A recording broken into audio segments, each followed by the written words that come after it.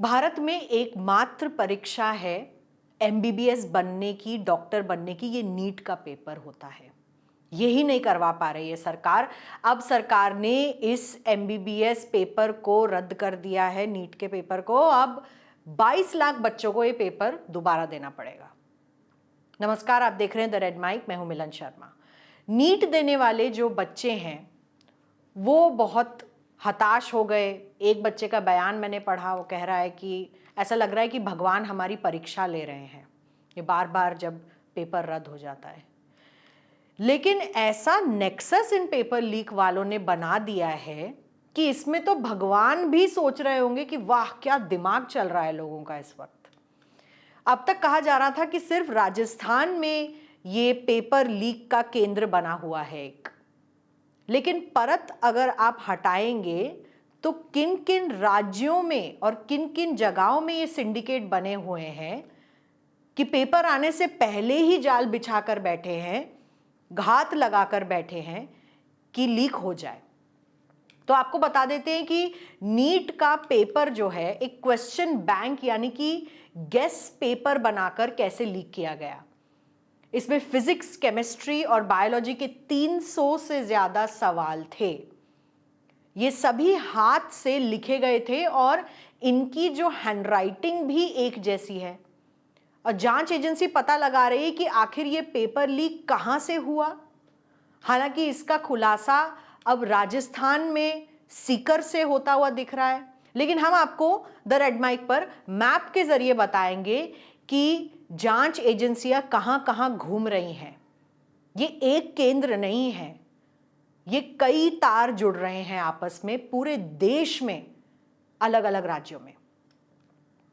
CBI जांच कर रही है, लेकिन जो राज्यों की पुलिस है, स्टेट पुलिस, उनकी कुछ इन्वेस्टिगेशन डिटेल सामने आई हैं, जिससे पता चल रहा है कि लीक में कई ऐसे जो खुलासे हैं वो सामने आ रहे हैं।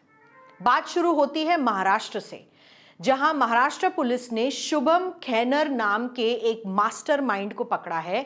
पुलिस ने बताया कि शुभम ने तो अपना हुलिया भी बदल लिया था, बाल कटवा लिए थे, दाढ़ी बना ली थी ताकि वो पकड़ा ना जाए। पुणे में जहां पर ये पेपर प्रिंट हो रहा था, वहां से प्रिंटिंग के दौरान लीक हुई है और शुभम के एक एसोसिएट ने ये पेपर लीक किया है। पहले सॉफ्ट कॉपीज के द्वारा सर्कुलेट करवाया इस पेपर को, फिजिकल कॉपी के बाद। शुभम ने, बताया जा रहा है उसकी क्वेश्चनिंग में, ये पेपर 10 लाख रुपए में खरीदा और 15 लाख में बेचा एक व्यक्ति को, किसी एसोसिएट को, हरियाणा के गुरुग्राम में, जहां से ये पेपर सीकर आया, राजस्थान में सर्कुलेट हुआ और अन्य सेंटर्स में पहुंच गया। अब ये एक कड़ी थी। राजस्थान स्पेशल ऑपरेशन ग्रुप जो है पुलिस का, ये भी कह रहा है कि पेपर लीक केरला के एक एमबीबीएस स्टूडेंट ने किया है। अब ये देखिए, केरलम के कॉलेज में एमबीबीएस कर रहे चूरू के एक लड़के ने ये क्वेश्चन बैंक यानी गेस पेपर जो है अपने दोस्त को भेजा। दोस्त ने ये गेस पेपर सीकर के एक पीजी संचालक को भेजा। उसने पीजी में रहने वाले स्टूडेंट्स और कई ऐसे जो लोग थे उनको शेयर कर दिया। इसी तरह से दूसरे स्टूडेंट्स के जो करियर काउंसलर्स थे उन तक भी पेपर पहुंच गया और ये बढ़ता चला गया। एग्जाम होने के बाद सीकर के एक पीजी संचालक ने उद्योग नगर थाने में जाकर इसकी शिकायत भी की कि ये क्वेश्चन बैंक बड़ी संख्या में छात्रों को मिला है। अब शुभम भी इस क्वेश्चन पेपर को एक गेस पेपर यानी कि क्वेश्चन बैंक की तरह प्रोजेक्ट करना चाह रहा था, ऐसा पुलिस बता रही है, क्योंकि लोगों को लगना नहीं चाहिए ना कि ये असली नीट का पेपर है जो लीक हो सकता है। तो लोगों को पता भी नहीं चला उस वक्त।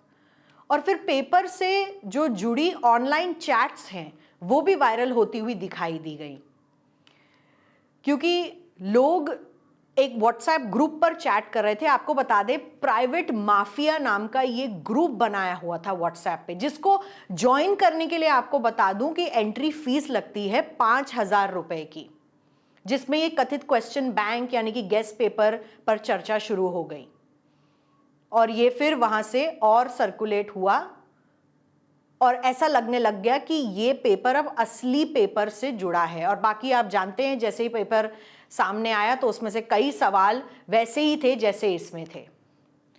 चैट्स वायरल होने से पहले भी राजस्थान में एक विसल ब्लोअर है जिसने जाकर बेचारे ने सोचा मैं पुलिस को बता देता हूं कि ऐसा हो रहा है।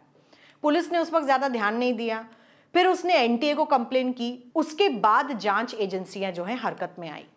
एनटीए ने बताया कि अब कुछ गड़बड़ी है, इसलिए परीक्षा को 4 दिन बाद यानी 7 मई को गड़बड़ियों से जुड़े इनपुट मिले एनटीए को। तब एजेंसीज ने बताया कि ये मामला राजस्थान और उत्तराखंड समेत और आगे भी दिखाई दे रहा है।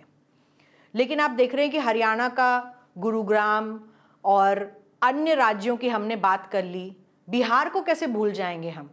बिहार में स्टेट पुलिस ने एक सॉल्वर गैंग को पकड़ा है, वो भी एक ऐसी रूटीन चेकअप करते हुए।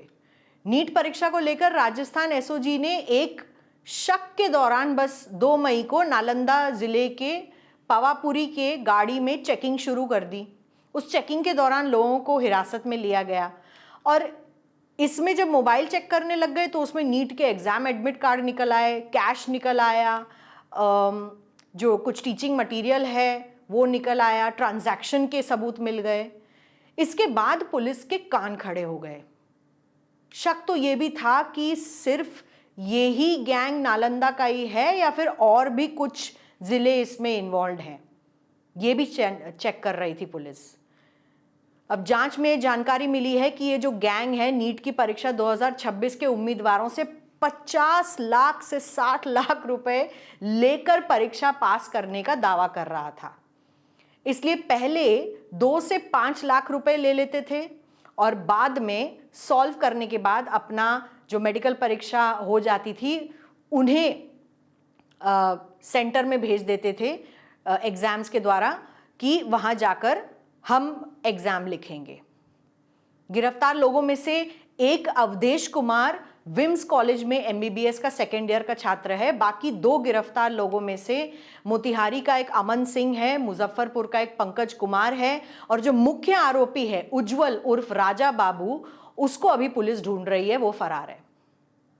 वो भी एक एमबीबीएस का 2nd ईयर का स्टूडेंट है और इस नेटवर्क का अहम हिस्सा माना जा रहा है। अब एनटीए ने तो जांच है सीबीआई को दे दी है, लेकिन राजस्थान पुलिस ने इसमें कुछ अरेस्ट भी किए हैं। 13 लोग अरेस्ट हुए हैं राजस्थान में इस मामले को लेकर।